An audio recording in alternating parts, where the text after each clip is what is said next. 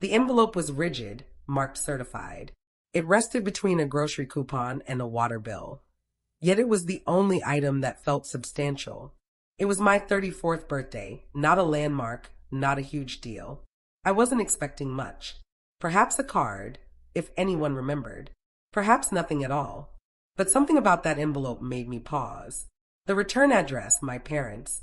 For a fleeting second, I allowed myself a thought. Maybe.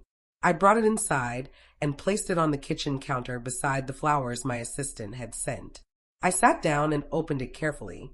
No handwritten note, no colorful card. Just a single sheet, formally printed. After careful consideration, we have updated our estate plans. All remaining assets will be left to Sophia Bennett and her children.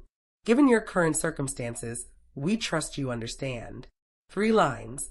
No greeting. No signature. Just one word at the bottom, regards. Not love. Not mom and dad. Just regards. I stared at it longer than I meant to. My coffee went cold. Outside my window, the city moved on. Cars, bikes, the low hum of construction, but I didn't hear any of it. This wasn't grief. It wasn't anger. It was confirmation. What I had suspected for years was true. I wasn't part of the family. At least, not the part that mattered. And the timing, it hit me harder than the words. They sent it on my birthday, not a day earlier, not a week later. Exactly on the day they once called the happiest of their lives. Had they forgotten that detail? Or did they remember and choose this day anyway? I hadn't always been the forgotten child. When I was little, I was the dependable one, the helper. The one carrying the diaper bag, reminding Dad to turn off the stove. By 10, I could make 3 meals. By 12, I was walking Sophia to preschool, fixing her shoes, braiding her hair because Mom couldn't. Sophia was the baby, soft curls, soft stories. When she cried, everything stopped. When I cried, I was dramatic. At school events, Mom always made a scene with Sophia in the center, me on the sidelines holding a coat. Even birthdays told the story. Hers, unicorn themes, dolphins, a rented pony. Mine, a cake from the freezer aisle, sometimes 2 days late. I used to wonder if I'd done something wrong. Maybe I wasn't lovable in the same way. But Grandma Margaret never let me question that. She lived 3 blocks away in a small greenhouse with a cracked porch swing and a perpetually full cookie jar. She had little, but she shared it: books, stories, time. She taught me how to balance a checkbook, fix a leaky faucet, breathe when it felt like no one was watching. When she got sick, slow, cruel lung cancer, I was there. Mom couldn't handle hospitals. Dad worked late. I went every day. Changed her sheets. Learned her medications, sat through appointments. Sophia came once, sat in a corner, posted a photo, left early. When Grandma passed, I found the will tucked inside Little Women. She left the house to me, her car, a small savings account, and a note. You were the one who stayed. Not because you had to, because you saw me. Not money, not obligation, just choice. For the first time, someone chose me out loud. At the funeral, people whispered. Mom looked sour. Sophia in white lace barely met my eyes. Later, Sophia pulled me aside. I know you got the house, she said, flipping her hair like Mom when cornered. But I'm kind of stuck. Rent's a mess. Can I crash for a bit? She moved in that weekend, stayed 6 months, never paid rent, used my shampoo, my groceries, my car. When she left, she didn't thank me. She just vanished. 3 years later, she told people I had taken advantage of Grandma, called it weird, said I manipulated her. I didn't correct her. By then, I understood something colder than silence. They weren't forgetting me, they were rewriting me. I still wonder, did Sophia ever remember the nights I made her soup when she was sick? Or who held her during thunderstorms when Mom left the windows open? Or did none of that matter anymore? After Sophia left, I started locking doors. Not just the front door, emotional doors too. No more family group chats. No more, can you look over this lease? I moved to a 1-bedroom condo closer to the university where I taught night classes, mostly sociology. Classes people took because they had to, not because they cared. But I cared. The patterns, the the systems, the ways people repeated mistakes they swore they'd escape. I saved slowly, took consulting gigs, accepted the work no one else wanted. Holiday shifts, curriculum audits, late night Zooms with annoyed donors. Quiet work, but it paid. In 4 years, I had enough to start something that felt like mine. A nonprofit, Horizon Education. Life skills workshops for teen girls aging out of foster care. How to read a lease, spot predatory loans, write a resume without lying. They came guarded, left taller. And when people asked my inspiration, I never mentioned my family. I thought of Grandma Margaret and how those who need help most often ask the least. Then came the article. A local reporter, quiet, thoughtful, attended a session, called me a quiet engine of change. The piece spread more than I expected. Old classmates, former professors, even my parents saw it. 2 weeks later, I noticed I'd been erased from Sophia's Instagram. Blocked. Cropped from wedding photos, childhood pictures edited. Just me and my guardian angels, she wrote under a photo where I once stood between her and Mom. At first, I thought it was a glitch. Then I saw my college graduation photo, the one I framed for Dad. In the reposted version, I was gone. Literally cut out.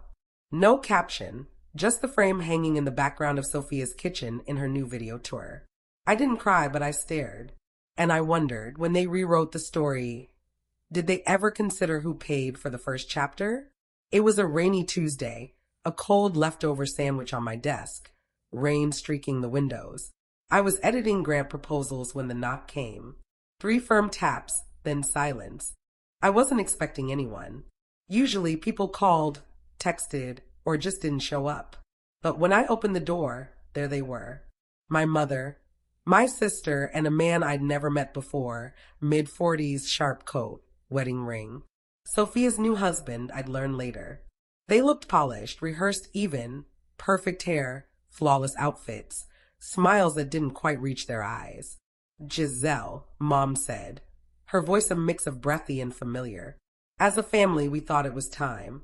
Time for what? They didn't ask if they could come in. They just walked past me like they still owned the place. I watched them settle on my couch. Sophia curled into the corner, like she did in high school, though now in heels and full makeup, a grown woman pretending to be the girl she barely remembered being. Her husband stayed silent, nodding politely, as if instructed to remain invisible. Mom started with the pleasantries. She praised me, told me how proud she was, how she'd shared my article with people at church. And then came the real reason. Sophia and her husband had launched a business, real estate marketing. It sounded promising, she said, but they needed startup funds. The bank wouldn't give the full loan without a co-signer, someone reputable, stable, proven. They wanted me to sign on for a year, maybe less, just on paper. I know things were tense for a while, Mom added, her eyes wide. But family finds its way back, right? Sophia didn't speak. She stared at her hands, the same way she used to before a lie. I didn't answer. I didn't refuse. I just watched them occupy my space, my couch, in my home, asking for trust they had never earned, their voices once calling me ungrateful. I went to the kitchen, poured a glass of water, and placed it on the coffee table. No words. Sophia finally looked up. I just thought you'd understand, she whispered, her voice cracking but her mascara intact. I considered listing all the times she hadn't understood me, all the times she erased me, rewrote me. Instead, I stared at the water until it stilled. They didn't stay long, didn't finish their pitch, didn't finish the water. The door clicked shut behind them with a quiet heavier than a slam. And there I was, standing in their absence, wondering if they thought I'd forgotten. The envelope that arrived later wasn't certified. It was hand-delivered. Cold, thick, official. A civil complaint. They were suing me, my own family. The charge, unjust enrichment. They claimed I'd manipulated Grandma Margaret, isolated her, cut them out, and unfairly inherited her house and savings.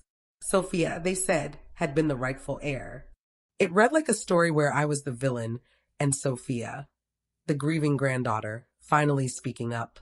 I spent hours with it, no calls, no tears. Then I opened my filing cabinet and pulled the folder I'd kept for years.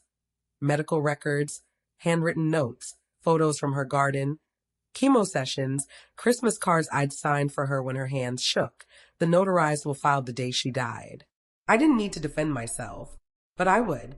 My lawyer was Olivia Carter, a former student, brilliant, unshakable. Her dissertation had been on power dynamics in inheritance disputes. When I showed her the complaint, she didn't flinch. "We've seen this before," she said. "But they made a mistake." I raised an eyebrow. She offered a faint smile.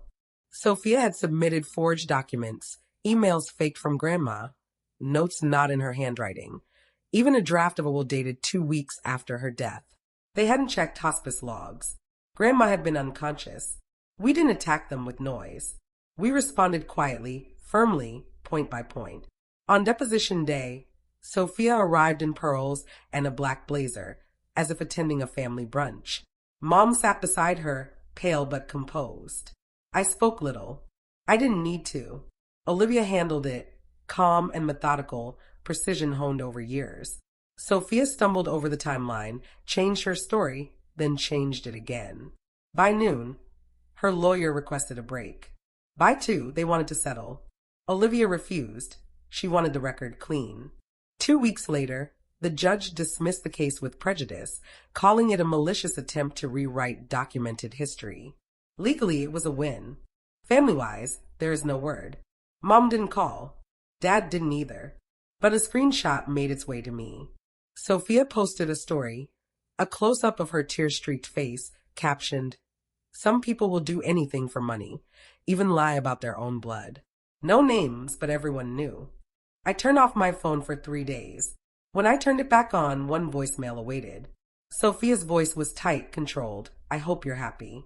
You ruined everything. Mom won't speak to me. Our investors pulled out. We had to close the office. I needed you." Then silence. Just a statement, not a request, not an apology. I never listened to it again. I'd learned the deepest truth. They didn't turn against me because I failed. They turned against me because I didn't.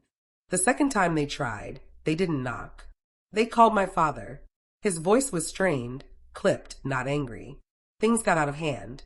"Your sister regrets a lot. So do we. The lawsuit was unfortunate, but we're family. Families survive worse." I waited. Let the silence sort itself. Finally, he cleared his throat. "We'd like to invite you to a gathering. Your cousin Henry is getting married. Big celebration. It would mean a lot if you showed up." I almost laughed. Not in cruelty, just absurdity. They didn't want reconciliation. They wanted optics. My name now mattered because of my success. Horizon had expanded to 3 states, partnered with the National Women's Leadership Fund. My face on a regional magazine cover. From forgotten to convenient. I declined politely. A week later, Aunt Clara called, soft but firm. She understood my hurt, acknowledged Sophia's actions were inexcusable, then said, almost whispering, "Maybe it's time to let it go, sweetheart. People are watching. Weddings are about joy. Don't bring the past into it." Don't bring the past into it, as if the past were a bag I could leave behind, as if they hadn't already dumped it in the middle of my living room. I didn't answer, didn't attend, didn't post.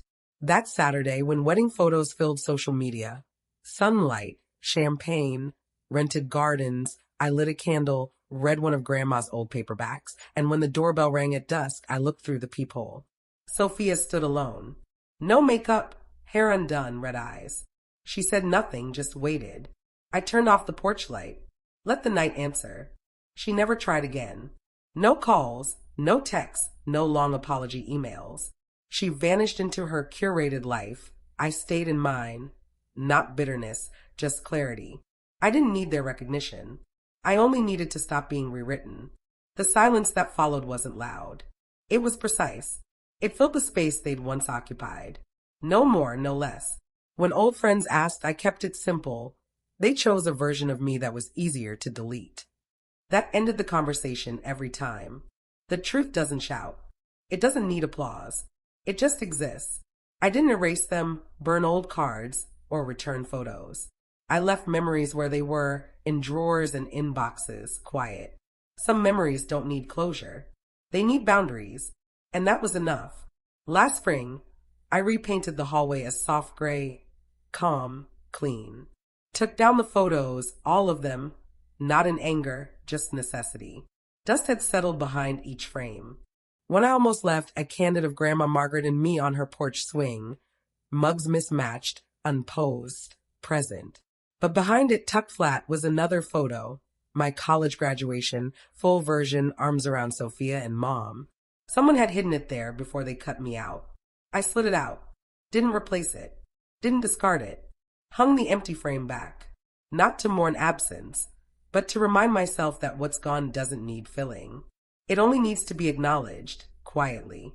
Family isn't a contract, it's a choice. My parents and Sophia chose a story that erased me, not because I failed, but because I stood firm. Grandma Margaret taught me love earns loyalty through presence, not obligation. The lawsuit, the cropped photos, the silence, they were lessons, not losses. I stopped seeking their approval. Instead, I built Horizon Education, pouring into girls who, like me, felt unseen. Boundaries became freedom, not bitterness. The empty frame isn't a wound, it's a testament. Truth doesn't need applause. It needs to be lived. I stopped rewriting myself to fit their narrative and protected my peace with quiet resolve. Some ties break not from anger, but from clarity. If you enjoyed this story, subscribe to my channel for more true tales of resilience and finding strength in silence.